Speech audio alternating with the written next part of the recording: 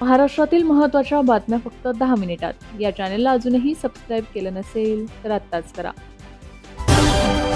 पावसाळी अधिवेशनाच्या पहिल्या दिवशी भाजप आमदार खासदारांची बैठक होणार आहे. प्रदेशाध्यक्ष रवींद्र चव्हाण हे मुख्यमंत्री देवेंद्र फडणवीस यांच्यासमोर आमदारांचे रिपोर्ट कार्ड मांडणार आहेत. देशाचे पंतप्रधान नरेंद्र मोदी यांनी त्यांचा फ्रान्स आणि स्लोव्हाकियाचा अत्यंत महत्त्वपूर्ण आणि धोरणात्मक दौरा यशस्वीरित्या आटोपला असून ते फ्रान्सची राजधानी पॅरिस येथून मायदेशी रवाना झाले आहेत. हा दौरा भागीदारी आणि फलनिष्पत्ती या दोन्ही दृष्टीने ऐतिहासिक ठरल्याचे पंतप्रधानांनी म्हटले आहे. दौऱ्याच्या अंतिम टप्प्यात त्यांनी पॅरिसमध्ये भारतीय समुदायाला संबोधित केले. गेल्या 12 वर्षात भारताचा जीडीपी दुप्पट झाला असून एक विश्वासार्ह भागीदारी म्हणून जागतिक पटलावर जागतिक व्यवस्था तेव्हाच प्रभावी ठरेल जेव्हा सर्वसमावेशक असेल असा विश्वास त्यांनी यावेळी व्यक्त केला.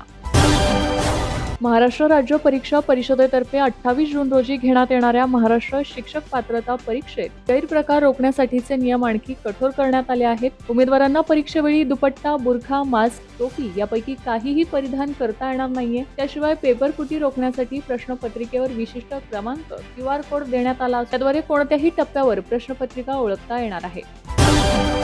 शिवसेनेचा 60वा वर्धापन दिन आणि शिवसेना उद्धव पक्षाचे काही खासदार एकनाथ शिंदेंच्या शिवसेनेत प्रवेश करण्याची शक्यता असल्याने मुंबईत कायदा व सुव्यवस्थेचा प्रश्न निर्माण होऊ नये या हेतूने शहरात कडेकोट बंदोबस्त ठेवण्यासह आवश्यक त्या उपाययोजना करत विशेष सतर्कता बाळगण्याचे निर्देश विशेष शाखेने सर्व पोलीस आयुक्तांना दिले आहेत. विशेष शाखेकडून या संदर्भात पत्र देखील जारी करण्यात आले आहे. राज्यातील कर्जबाजारी शेतकऱ्यांना कर्जमुक्तीचा लाभ अधिक पारदर्शक, प्रभावी आणि सुलभ पद्धतीने मिळावा यासाठी राज्य सरकारने मुख्य सचिवांच्या अध्यक्षतेखाली उच्चस्तरीय समिती स्थापन करण्याचा निर्णय घेतला आहे. ही समिती पुण्यश्लोक अहिल्यादेवी होळकर शेतकरी कर्जमुक्ती योजना 2026च्या अंमलबजावणीचा नियमित आढावा घेऊन आवश्यक त्या सुधारणा सुचवणार आहे. लाखो भाविकांचे श्रद्धास्थान असलेल्या पंढरपूरच्या विठ्ठल रुक्मिणी मंदिर परिसरामध्ये उज्जैन आणि काशीच्या धर्तीवर कॉरिडॉर तयार केला जाणार आहे. या कॉरिडॉरला काल राज्य सरकारने अंतिम प्रशासकीय मान्यता दिली आहे. या कामासाठी 3,997 कोटी रुपयांची आर्थिक तरतूद करण्यात आली आहे.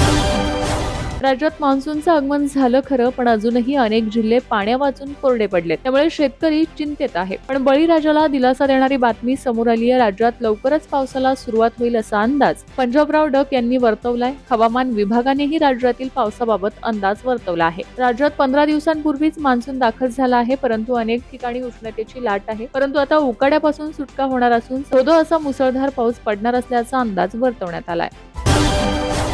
ऑपरेशन टायगरच्या या सर्व घडामोडीच्या पार्श्वभूमीवर बोलताना राष्ट्रवादी काँग्रेस पक्षाचे नेते धर्मराव बाबा आत्राम यांनी एक मोठा दावा केलाय. तुतारीचे 5 खासदार राष्ट्रवादी काँग्रेस पक्षात येऊ शकतात असं वक्तव्य धर्मराव बाबा आत्राम यांनी केलं आहे. त्यांच्या या वक्तव्यामुळे शरद पवारांच्या राष्ट्रवादीत खळबळ उडाली आहे.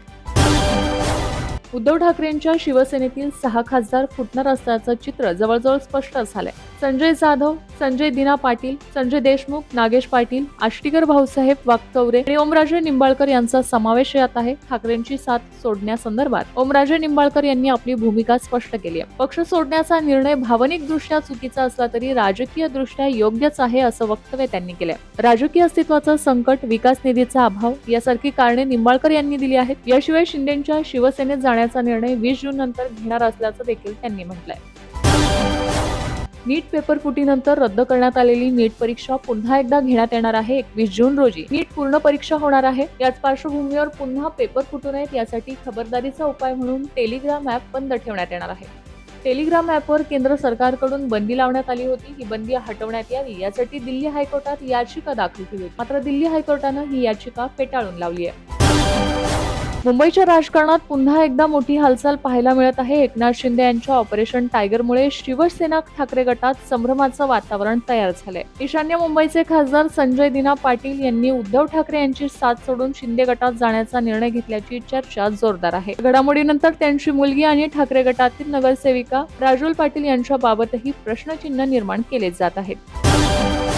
वाहतूक कोंडीने त्रस्त झालेल्या IT कर्मचारी, विद्यार्थी आणि पुणेकरांसाठी एक दिलासादायक बातमी समोर आली आहे. बहुप्रतीक्षित शिवाजीनगर हिंजवडी मेट्रो प्रकल्पाच्या पहिल्या टप्प्यातील काम आता अंतिम टप्प्यात पोहोचले असून मान ते RK लक्ष्मण संग्रहालय या 13.3 किलोमीटरच्या मार्गावर 12 स्थानकांचे बांधकाम जून अखेर 100% पूर्ण होणार आहे. त्यामुळे ही मेट्रो सेवा जुलै महिन्यात प्रवाशांसाठी सुरू होण्याची शक्यता आहे.